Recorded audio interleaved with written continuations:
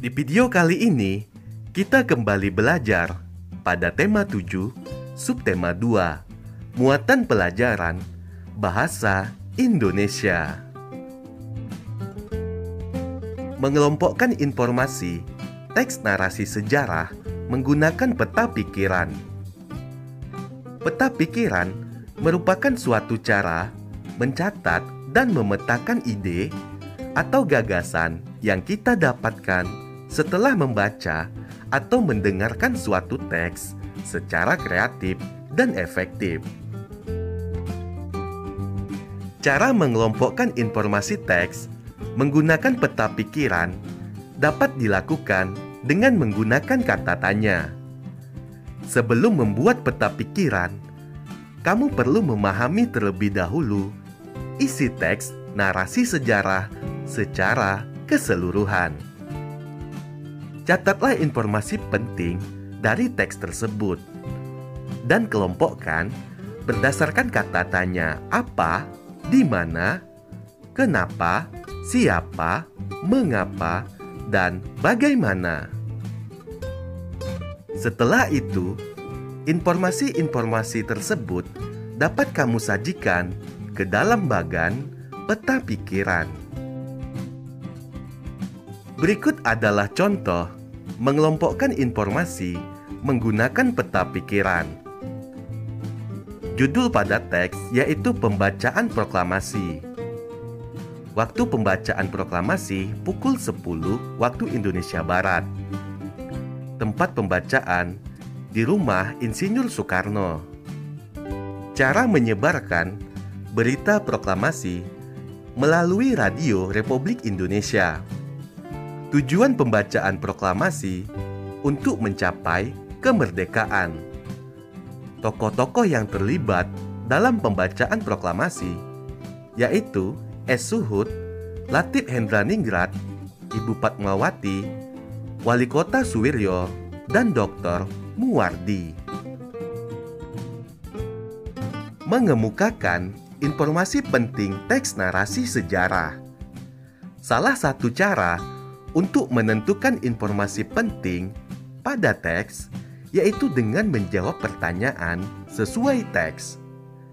Pertanyaan-pertanyaan tersebut bisa ditulis dalam bentuk peta pikiran. Kita bisa menjawab pertanyaan pada peta pikiran sesuai isi teks seperti contoh berikut ini. Berikut ini adalah contoh menjawab pertanyaan menggunakan peta pikiran. Judul teks yaitu Peristiwa Rengas Dengklok. Pertanyaan yang sesuai dengan teks. Apa tujuan peristiwa Rengas Dengklok? Selanjutnya, siapa yang diamankan pada peristiwa Rengas Dengklok? Berikutnya, apa hasil kesepakatan pada peristiwa Rengas Dengklok? Pertanyaan berikutnya, apa yang terjadi di Rengas Dengklok? Pertanyaan selanjutnya, siapa yang mempelopori peristiwa Rengas Dengklok? Kemudian, kapan peristiwa Rengas Dengklok terjadi? Mengidentifikasi teks narasi sejarah melalui pertanyaan. Untuk membuat pertanyaan yang sesuai dengan informasi yang disajikan dalam teks, kamu perlu memahami isi teks dengan saksama. Setelah itu, gunakan kata tanya 5W 1H yang terdiri atas kata tanya apa, siapa, di mana, kapan, mengapa, dan bagaimana untuk membuat pertanyaan. Sebagai contoh, ayo simaklah teks berikut. Insinyur Soekarno, atau yang lebih dikenal dengan nama Bung Karno, merupakan tokoh penting dalam sejarah kemerdekaan Indonesia. Bung Karno merupakan pembaca teks proklamasi pada tanggal 17 Agustus 1945. Bung Karno terpilih menjadi Presiden Republik Indonesia pada tanggal 18 Agustus 1945 atas hasil sidang PPKI. Sebagai presiden, beliau berjasa dalam mempertahankan kemerdekaan bangsa. Banyak usaha-usaha beliau yang dilakukan setelah proklamasi kemerdekaan Indonesia. Salah satu contoh pertanyaan dan jawaban berdasarkan teks di atas adalah: apa yang dibaca Bung Karno pada tanggal 17 Agustus 1945?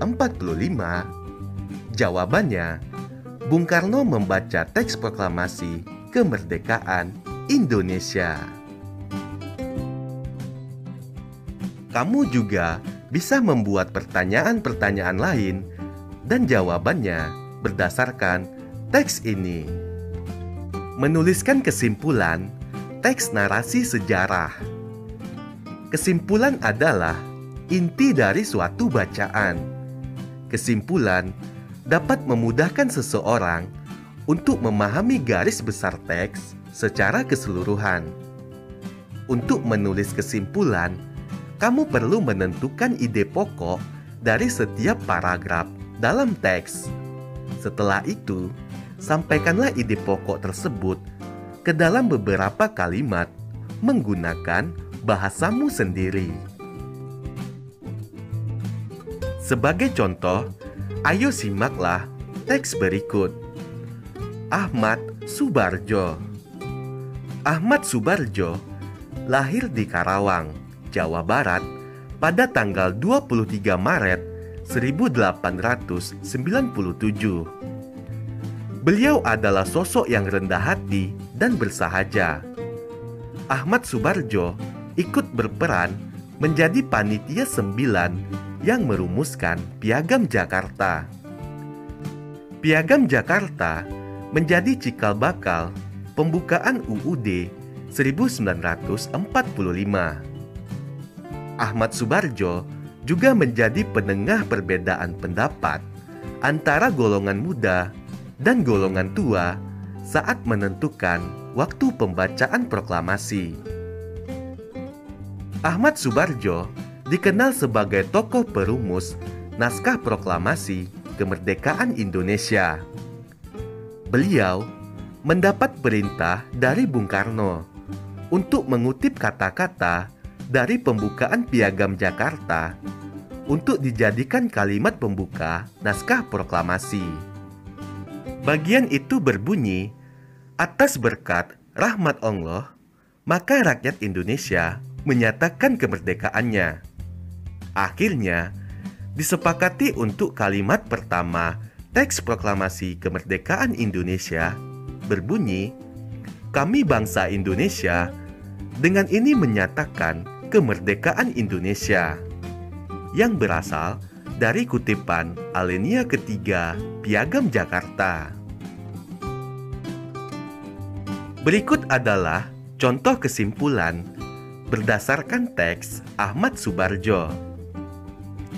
Ahmad Soebardjo memiliki peran dalam proklamasi kemerdekaan Indonesia. Peran yang menonjol ditunjukkan beliau dengan menjadi panitia 9 yang merumuskan Piagam Jakarta. Pembukaan Piagam Jakarta menjadi cikal bakal pembukaan Undang-Undang Dasar 1945. Beliau juga menjadi penengah perbedaan pendapat antara golongan muda dan golongan tua saat menentukan waktu pembacaan proklamasi. Ahmad Soebardjo merupakan tokoh perumus naskah proklamasi kemerdekaan Indonesia. Sifat rendah hati dan bersahaja yang beliau miliki bisa kita jadikan teladan. Mempresentasikan informasi penting teks narasi sejarah. Mempresentasikan berarti menyampaikan kembali informasi menggunakan bahasamu sendiri. Informasi dari teks dikelompokkan dengan menggunakan kata tanya 5W1H terlebih dahulu. Setelah itu, barulah kita dapat menyusun hasil pengelompokan tersebut ke dalam sebuah paragraf baru. Perhatikan penggunaan kata baku serta kalimat efektif yang tepat. Menentukan informasi penting, teks narasi sejarah. Untuk menentukan informasi penting apa saja yang disajikan dalam teks, kamu dapat mengelompokkan setiap informasi menggunakan kata tanya 5W1H. Setelah itu, kamu dapat menguraikannya dengan peta pikiran. Kata tanya 5W1H yaitu apa, siapa, kapan, di mana, mengapa, dan bagaimana.